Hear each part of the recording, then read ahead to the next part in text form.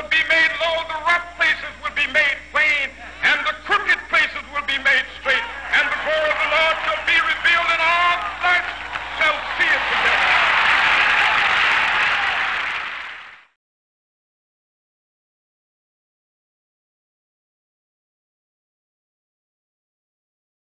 From the early BCs, slavery has been a form of widespread racism. In Northern American history, the earliest attempt of using slaves was in 1619.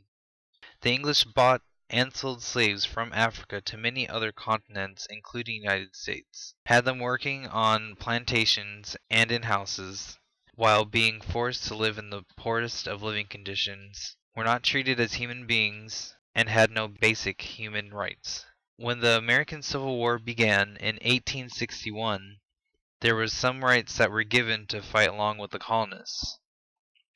After many milestones that African and African Americans had to face, President Abe Lincoln wrote the 13th Amendment, setting all slaves free in 1865. He also wrote the Emancipation Proclamation, stating slavery to be legal. In 1898, when Jim Crow laws were introduced, African Americans were free but not yet equal. They still had many obstacles to overcome and battles to fight. Jim Crow laws were named after Thomas "Daddy" Rice, a street performer that took on this persona from a song called "Jump Jim Crow" while touring the South. These laws legally allowed separation based on color while simultaneously degrading people of color as a whole.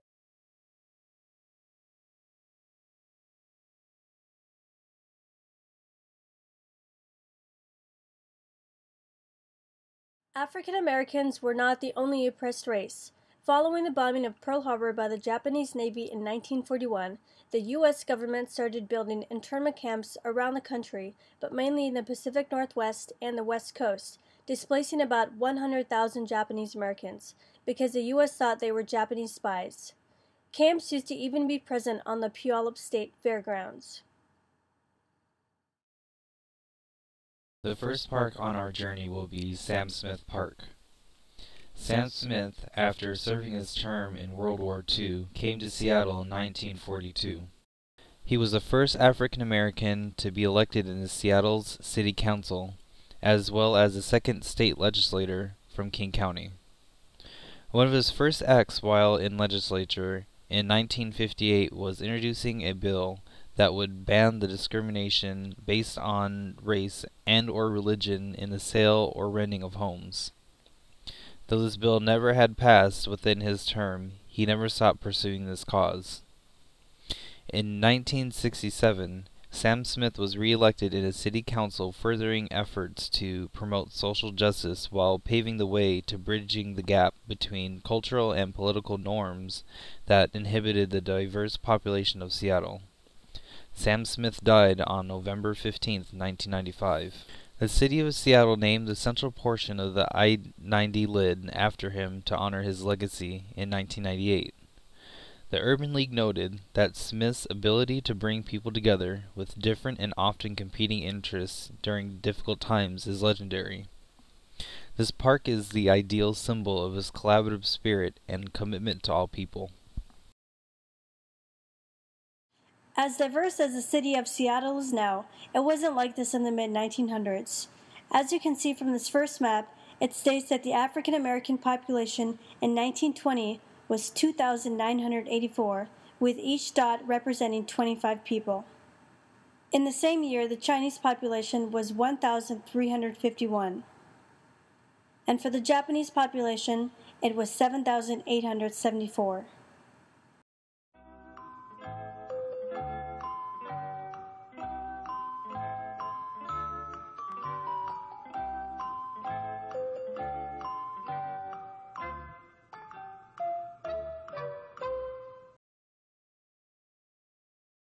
Starting with the African American population in 1960, it shot up to 26,901, the Chinese up to 4,076, and the Japanese to 9,351.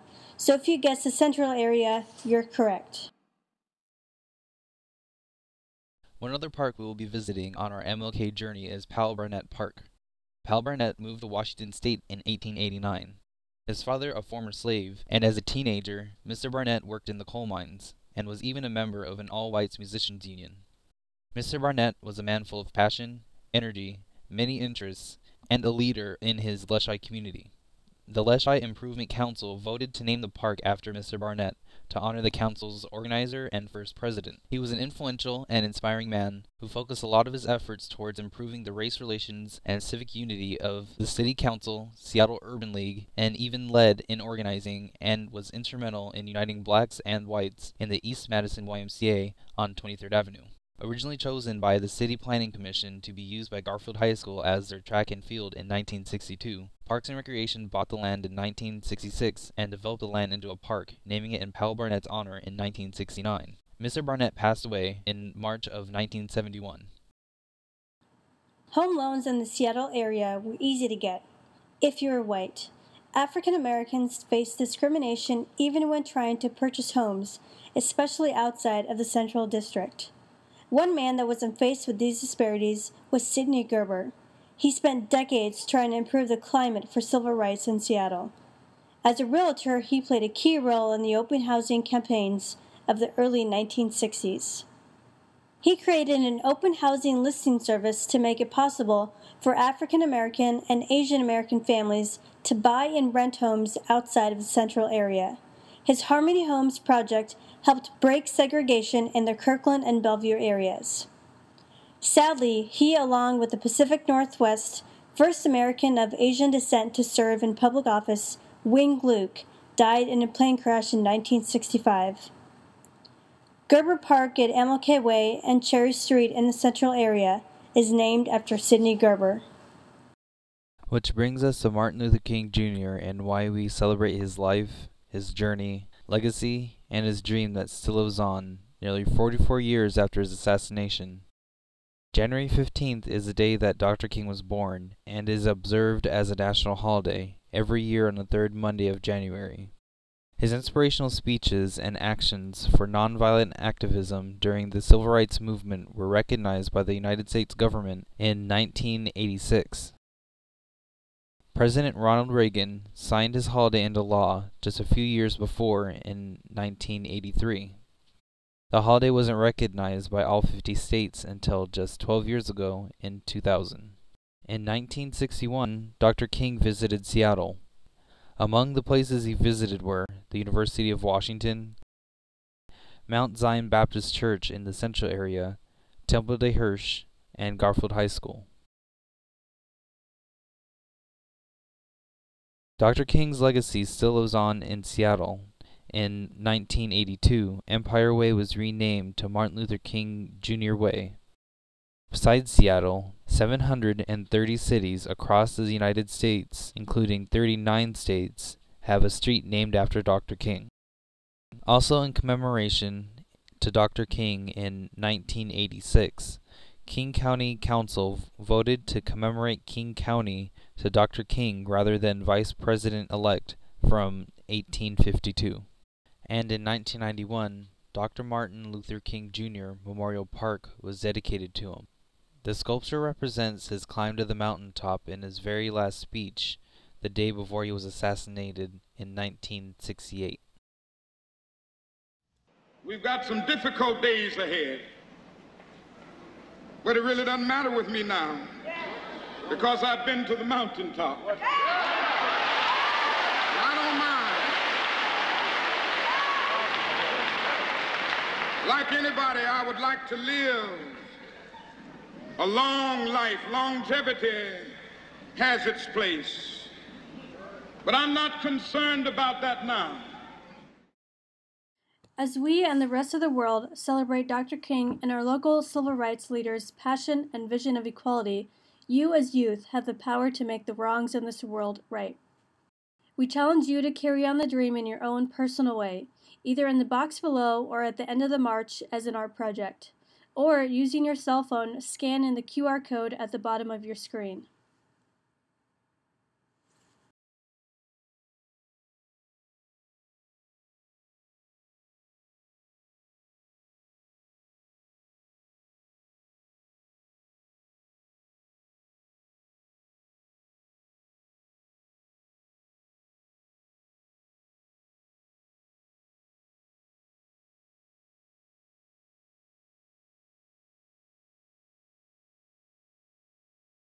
The next step on your journey is joining us for the MLK Youth March on Saturday, January 14th, starting at Martin Luther King Jr. Memorial Park at 1 p.m.